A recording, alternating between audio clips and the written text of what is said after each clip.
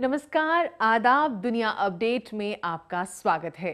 आइए आपको दिखाते हैं क्या क्या घटा दुनिया में इस हफ्ते। लेकिन सबसे पहले एक नजर डालते हैं सुर्खियों पर। भारत के लिए फिर से मुश्किलें पैदा करने में जुटा चीन।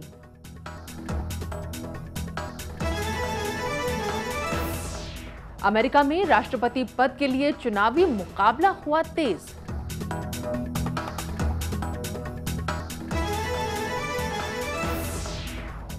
और आतंकवादियों को पाकिस्तान का समर्थन देने की खुली पोल।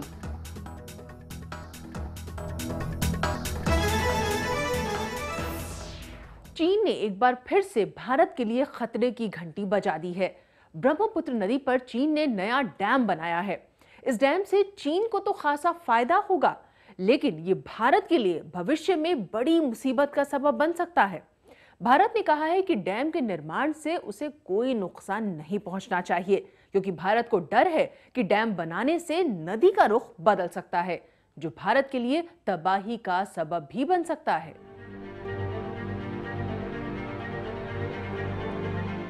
चीन ने तिब्बत में ब्रह्मपुत्र नदी पर सबसे बड़ी बांध परियोजना की शुरुआत की है। $1.5 अरब वाले इस मंसूबे से भारत में पानी की सप्लाई प्रभावित हो सकती है। चीन ने यहाँ के सभी 6 स्टेशन को पावर ग्रिड से कनेक्ट कर दिया है। ये स्टेशन ब्रह्मपुत्र नदी के पानी का उपयोग करेगा, जो तिब्बत में यारलुंग जांगबो के नाम से जानी जाती है। इस बांध को सबसे ऊंचा और सबसे बड़ा पावर स्टेशन माना जा रहा है। हालांकि चीन का दावा है कि इससे सेंट्रल तिब्बत में बिजली की सप्लाई बेहतर होगी, लेकिन ये पावर स्टेशन भारत के लिए बहुत बड़ा खतरा बन सकता है। पे इंडिया पे बहुत इम्पैक्ट पड़ेगा। पहली बात तो ये कि बरसात के मौसम में फ्लडिंग होगी और गर्मी में जब पानी की ज़रूरत होगी तो पानी की कमी होगी। चाइना पानी को भी डाइवर्ट करेगा, इसी के चाइना के बहुत से ऐसे क्षेत्र हैं जहाँ पे इस वक्त सूखा चल रहा है काफ़ी समय से। चाइना का 2 प्लान है। एक तरफ तो यह है कि वो इस डैम से बिजली बनाना चाहता है, और दूसरा ये कि इस पानी को डाइवर्ट करके दूसरे प्रांतों में ले जाना चाहता है जहाँ पे सूखाग्रस्त हैं। जो कि इस तरह से पानी की बहुत प्रॉब्लम होगी भारत को ही नहीं, बल्कि आने वाले समय में बांग्लादेश को भी।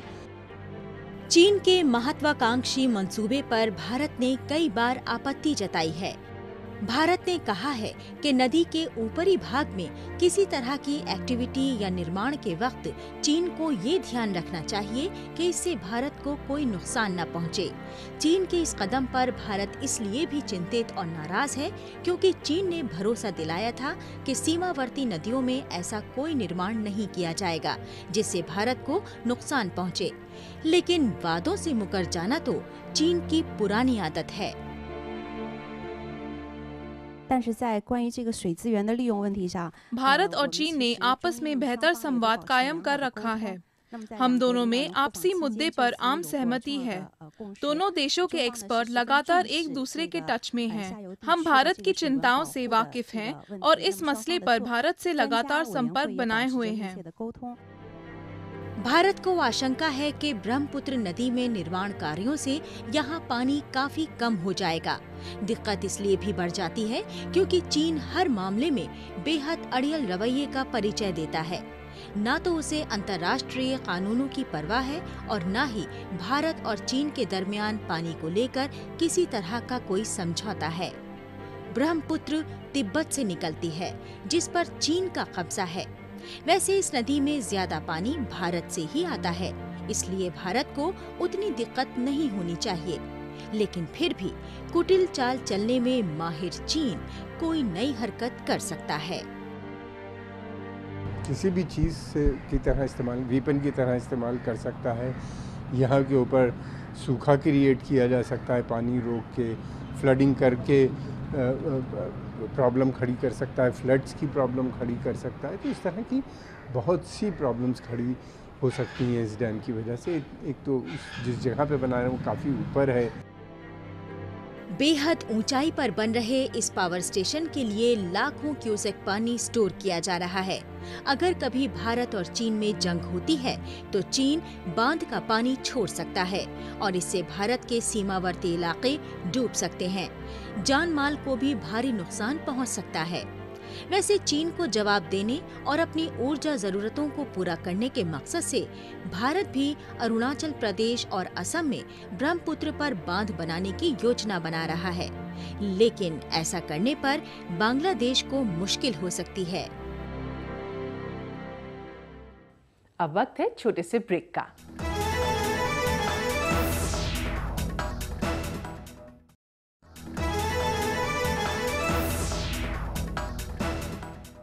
दुनिया के अधिकांश देशों में प्रधानमंत्री या राष्ट्रपति पद के लिए सीधी चुनावी टक्कर होती है, लेकिन जो बात अमेरिका के चुनावी मुकाबले में है वो किसी और में नहीं। अमेरिकी राष्ट्रपति चुनाव को दुनिया का सबसे दिलचस्प, सनसनीखेज और महंगा चुनाव माना जाता है। चुनाव की कवायद 2 साल पहले से ही शुरू हो जाती है। राष्ट्रपति की कुर्सी तक पहुंचने से पहले प्रमुख पार्टियों के सभी उम्मीदवारों को मुकाबला करना होता है। ये मुकाबला भी कई राउंड में होता है। वैसे बात अगर मौजूदा दौर की हो तो इस वक्त अमेरिका की पूर्व विदेश मंत्री हिलरी क्लिंटन को राष्ट्रपति पद का सबसे मजबूत दावेदार माना जा रहा है। अमेरिकी राष्ट्रपति पद के लिए चुनावी मुकाबला दिनों दिन तीखा होता जा रहा है। सबसे बड़ी दावेदार के रूप में आंकी जा रही हिलरी क्लिंटन डेमोक्रेटिक पार्टी के दावेदारों की पहली बहस में जमकर बरसी। हिलरी ने 4 अन्य लोगों के साथ बहस में हिस्सा लिया। ये बहस विदेश नीति और बंदूक नियंत्रण जैसे कानून के विषय में थी। ये दोनों ही मसले आजकल अमेरिका में छाए हुए हैं। गौरतलब है कि अमेरिका में पार्टी की तरफ से राष्ट्रपति की दावेदारी हासिल करने के लिए ओपन बहस होती है, जिसमें तमाम उम्मीदवार अपना मत रखते हैं। I think we are overdue for a very thorough debate in our country about what we need and how we are willing to pay for it. Because I think some of the decisions that have been made because of the sequester, which just cut without regard to the effectiveness of a program or the impact of it being eliminated, was much too blunt an instrument. America के मौजूदा उपराष्ट्रपति Joe Biden भी democratic party की तरफ से राष्ट्रपति बनने के लिए एक मजबूत दावेदार हैं, लेकिन बेहद चतुराई से बिडेन ने अभी तक अपने पत्ते नहीं खोले हैं। दिलचस्प बात यह है कि अंतिम वक्त में बिडेन ने डिबेट से इनकार कर दिया। वैसे इस वक्त हिलरी को ऐसी ही बढ़त की सख्त जरूरत है, क्योंकि उनकी रेटिंग फिलहाल अच्छी नहीं चल रही है। उनके बारे में खुलासा हुआ है कि वो अपने पति बिल क्लिंटन को पीटा करती थी। इसके अलावा उन पर इल्जाम है कि विदेश मंत्री रहते हुए उन्होंने तमाम सरकारी गोपनीय मेल अपने निजी अकाउंट से किए। इससे अमेरिकी सुरक्षा को गंभीर खतरा हो गया था, क्योंकि ये सभी मेल आसानी से हैक किए जा सकते थे। हिलरी ने चुनाव को देखते हुए ज्यादा वाद विवाद नहीं किया और ये स्वीकार कर लिया कि उन्होंने तमाम सरकारी कामों के लिए पर्सनल मेल का इस्तेमाल किया था। इन 2 खुलासों के बाद से ही हिलरी की मुश्किलें बढ़ गई हैं। Let me say something that may not be great politics, but I think the Secretary is right. And that is that the American people are sick and tired of hearing about your damn emails. Thank you. Me too. अमेरिकी चुनाव में अभी लंबा वक्त बचा है, लेकिन हर उम्मीदवार अभी से निर्णायक बढ़त हासिल करना चाहता है। वैसे डेमोक्रेटिक पार्टी से ज्यादा कांटे की टक्कर रिपब्लिकन पार्टी में हो रही है। आश्चर्यजनक तौर पर इसमें अमेरिकी अरबपति उम्मीदवार डोनाल्ड ट्रंप सबसे आगे दिखाई पड़ रहे हैं। कुछ वक्त पहले तक उन्हें कोई भी गंभीरता से नहीं ले रहा था, लेकिन अपने बड़बोले बयानों के चलते वो काफी चर्चित हो चुके हैं। जबकि पूर्व राष्ट्रपति जॉर्ज बुश के भाई जेब बुश, जिन्हें सबसे मजबूत उम्मीदवार माना जा रहा था, चुनावी अभियान में वो सबसे फिसड्डी साबित हो रहे हैं। भारतीय मूल के अमेरिकी बॉबी जिंदल भी तमाम सर्वे में काफी पीछे चल रहे हैं। वैसे असली मुकाबला तो तब शुरू होगा जब इन रिपब्लिकन उम्मीदवारों के बीच आमने सामने की बहस शुरू होगी, और तब खेल बदल भी सकता है। अब पेश है हमारा सेक्शन खबरें सुपरफास्ट। अफगान तालिबान का कहना है कि वो लक्ष्य हासिल करने के बाद रणनीतिक रूप से अहम शहर कुंदूज से पीछे हट गए हैं। तालिबान ने कुछ वक्त पहले कुंदूज पर 3 दिन तक कब्जा जमाए रखा था। हालांकि बाद में अफगान सेना और नेटो फौज की कार्रवाई के बाद तालिबान को यहां से पीछे हटने पर मजबूर होना पड़ा था। तालिबान ने कहा है कि हमने साबित कर दिया कि हम किसी भी शहर पर कब्जा करने में सक्षम हैं। इस बीच अफगानिस्तान के दक्षिणी शहर गजनी में तालिबान कब्जा करने की फिराक में है। नीदरलैंड ने कहा है कि पिछले साल मार गिराए गए मलेशिया के विमान MH370 पर रूसी मिसाइल से हमला हुआ था। पिछले साल जुलाई में गिराए गए इस विमान में 298 लोग सवार थे। इस रिपोर्ट का अमेरिका ने स्वागत किया है, जबकि रूस ने इसे गलत ठहराया है।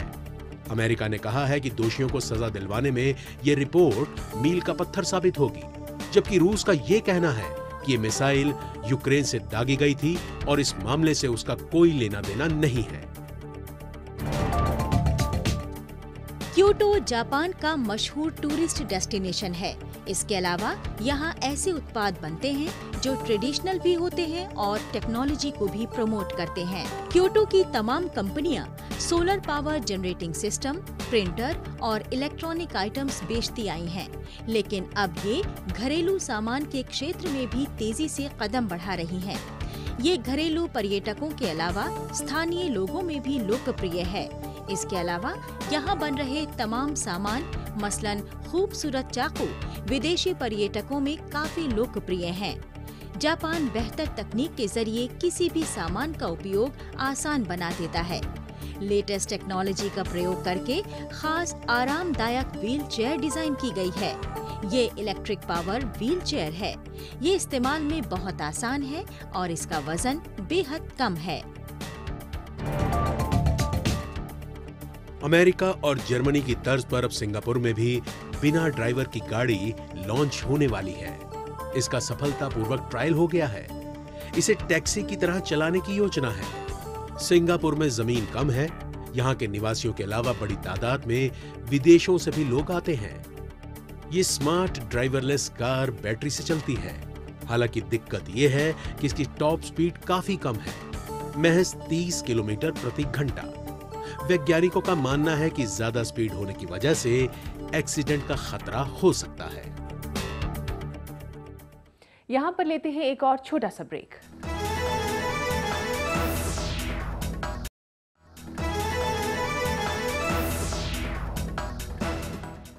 आतंकवाद को पाकिस्तान का समर्थन कोई नई बात नहीं है। ये बात दुनिया के अधिकांश देश जानते हैं कि पाकिस्तानी लीडरशिप और उसकी सेना दोनों ही आतंकवादियों को शह देते आए हैं। दुनिया के most wanted terrorist Osama bin Laden का पाकिस्तान से पकड़ा जाना इस बात का जीता जागता सबूत था कि पाकिस्तान आतंकवाद की सबसे बड़ी नर्सरी बन चुका है। हालांकि पाकिस्तान ने इससे हमेशा इनकार किया है कि उसने लादेन को अपने यहाँ पनाह दी थी, लेकिन अब खुद पाकिस्तान के बड़े सियासतदान ने इस मामले से जुड़ा एक बड़ा खुलासा किया है, जिससे पाकिस्तान एक बार फिर बेनकाब हो चुका है। फिर एक बार दुनिया के सामने पाकिस्तान की पोल खुल गई है। पाकिस्तान को आतंकी संगठन अल-कायदा के सरगना ओसामा बिन लादेन के अपने यहाँ छिपे होने की बखूबी जानकारी थी। ये कहना है खुद पाकिस्तान के पूर्व रक्षा मंत्री चौधरी अहमद मुख्तार का। मुख्तार 2008 से 2012 तक पाक के रक्षा मंत्री थे। एक टीवी चैनल पर बोलते हुए पाक के तत्कालीन रक्षा मंत्री मुख्तार ने कहा कि उन्हें पाक के एबटाबाद में लादेन के छिपे होने की जानकारी थी। उन्होंने ये भी दावा किया कि पाक के उस वक्त के राष्ट्रपति आसिफ अली जरदारी और तत्कालीन सैन्य प्रमुख जनरल अशफाक कयानी को भी लादेन के पाकिस्तान में होने की जानकारी थी। हालांकि तब 2 मई 2011 को अमरीकी कार्रवाई में लादेन के मारे जाने के बाद पाकिस्तान अंतर्राष्ट्रीय समुदाय को यही बताता रहा कि उसे लादेन के उसके यहाँ होने की जानकारी बिल्कुल नहीं थी। ये तो एक नोन फैक्ट है कि पाकिस्तान में नोइंगली या अननोइंगली काफ़ी मिलिटेंट और नेगेटिव एक्टिविटीज़ होती हैं और जितने भी टेररिस्ट ऑर्गेनाइजेशंस के सरगना हैं वो पाकिस्तान में मौजूद रहते हैं। और इसी में उसामा बिन लादेन भी पाकिस्तान की छत्र छाया में बहुत देर तक रहे और वो एक मेजर टेररिस्ट ऑर्गेनाइजेशन के एक मुखिया थे, जिसने कि पूरे दुनिया में जिनकी activities, negative activities, terrorism related activities चलती थी। और आज इतने सालों के बाद जब उनको मार गिराया गया, उसके बाद आज पाकिस्तान के मिनिस्टर भी इस बात को मान रहे हैं कि हाँ, उसामा बिन लादेन हमारे पास थे। अफगानिस्तान के सीईओ अब्दुल्ला अब्दुल्ला ने भी मुख्तार के सुर में सुर मिलाते हुए कहा कि पाकिस्तान को आतंकी लादेन के अपने यहाँ होने की बखूबी जानकारी थी। यही नहीं, पाकिस्तान ने तालिबान के पूर्व प्रमुख मुल्ला उमर को भी पनाह दी थी। हालांकि पाकिस्तान के हुक्मरान हमेशा से ही ये कहते रहे हैं कि उन्हें लादेन और मुल्ला उमर के बारे में जानकारी बिल्कुल नहीं है। वो इंटरनेशनल कम्युनिटी को गुमराह करने की कोशिश करते हैं। जैसे मुल्ला उमर वहाँ पाए गए, उसामा बिन लादेन वहाँ थे, तो ये सारे सरगना एक्चुअली उन्हीं की सरजमीन पे हैं, पर क्योंकि वो इस बात को मानना नहीं चाहते, इसलिए नहीं मानना चाहते कि इंटरनेशनल कम्युनिटी इमीडिएटली उनकी फंडिंग बंद कर देगी। जो भी डेवलपमेंटल एक्टिविटीज़ के लिए वो फंड्स देते हैं पाकिस्तान को, वो बंद कर देंगे। जो उनको सपोर्ट किया जाता है वो बंद हो जाएगा, जिससे पाकिस्तान की कम्युनिटी को बहुत ज़्यादा नुकसान होगा। तो इसलिए वो दूसरे देशों के साथ ब्लेम गेम करते हैं। पाकिस्तान के बारे में लगातार हो रहे खुलासों ने उसे बेचैन कर दिया है। यही वजह है कि पाकिस्तान हर मंच से कश्मीर मुद्दा उठाने की कोशिश कर रहा है और भारत से बातचीत के लिए दबाव बना रहा है। इस बीच पाकिस्तान के राष्ट्रीय सुरक्षा सलाहकार सरताज अजीज ने कहा है कि अगले सप्ताह प्रधानमंत्री नवाज शरीफ की होने वाली अमरीकी यात्रा के दौरान राष्ट्रपति बराक ओबामा के सामने भारत पाक बातचीत का मसला उठाया जाएगा। शरीफ के 22 अक्टूबर को वॉशिंगटन में ओबामा से मुलाकात करने की पूरी उम्मीद है।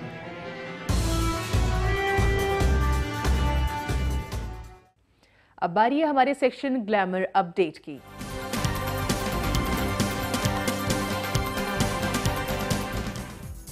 Pirates of the Caribbean film series से मशहूर हुए हॉलीवुड अभिनेता जॉनी डेप ने हॉलीवुड में अलग पहचान बनाई है।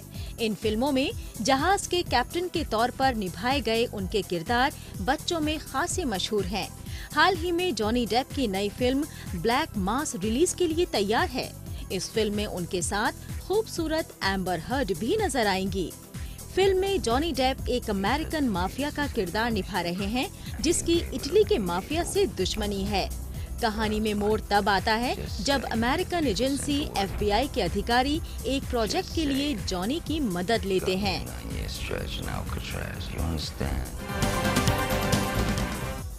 हॉलीवुड अभिनेत्री सलमा हाइक हाल ही में एक फिल्म के प्रीमियर पर नजर आईं। यहाँ जब रिपोर्टर्स ने उनसे सवाल पूछे तो वो दार्शनिक अंदाज में नजर आईं। 49 साल की सलमा ने लड़कियों को सलाह देते हुए कहा कि वो चकाचौंध के पीछे बिल्कुल ना भागें। सलमा बोली कि मेरी भी 8 साल की बेटी है और मैं उसे भी यही सिखाती हूँ कि आपको ग्लैमर के पीछे भागने की बजाय सिर्फ अपने काम पर फोकस करना चाहिए। सलमा ने अपना दार्शनिक अंदाज जारी रखते हुए कहा कि महिलाओं को पेश आने वाले तमाम परेशानियों के लिए वो खुद ही जिम्मेदार हैं। हर बात के लिए मेल डोमिनेटेड सोसाइटी को ब्लेम करना गलत है और महिलाओं को अपनी ताकत पहचाननी चाहिए। हॉलीवुड अभिनेत्री एमिलिया क्लार्क को पुरुषों की एक पत्रिका ने सबसे सेक्सी जीवित महिला के तौर पर चुना है। मशहूर समाचार वेबसाइट द हफिंगटन पोस्ट के मुताबिक एस्क्वायर पत्रिका ने पाठकों की पसंद के आधार पर 28 साल की एमिलिया को इस खिताब के लिए चुना। गेम ऑफ थ्रोन्स की अभिनेत्री के चाहने वालों की तादाद में हालिया बरसों में तेजी से इजाफा हुआ है।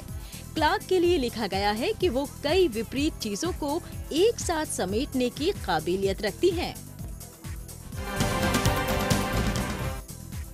ऑस्कर जीत चुकी अभिनेत्री केट ब्लांशी और ऑस्कर के लिए नॉमिनेटेड हो चुकी अभिनेत्री रोनी मारा जल्द ही फिल्म कैरल में नजर आने वाली हैं। फिल्म बनकर तैयार है और इन सितारों ने फिल्म का प्रमोशन भी शुरू कर दिया है। हाल ही में ये खूबसूरत महिलाएं लंदन फिल्म फेस्टिवल में नजर आईं। कैरल 1950 के दशक की न्यूयॉर्क की एक कहानी पर आधारित है। ये फिल्म दो महिलाओं के आपसी संबंधों पर आधारित है। ये वो दौर था जब न्यूयॉर्क में होमोसेक्सुअल होना अपराध माना जाता था। फिल्म की कहानी एक novel the price of salt से ली गई है।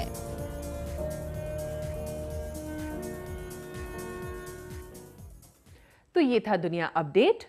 अगले हफ्ते फिर हाजिर होंगे और खबरों के साथ। तब तक के लिए दीजिए इजाजत। नमस्कार, खुदा हाफिज।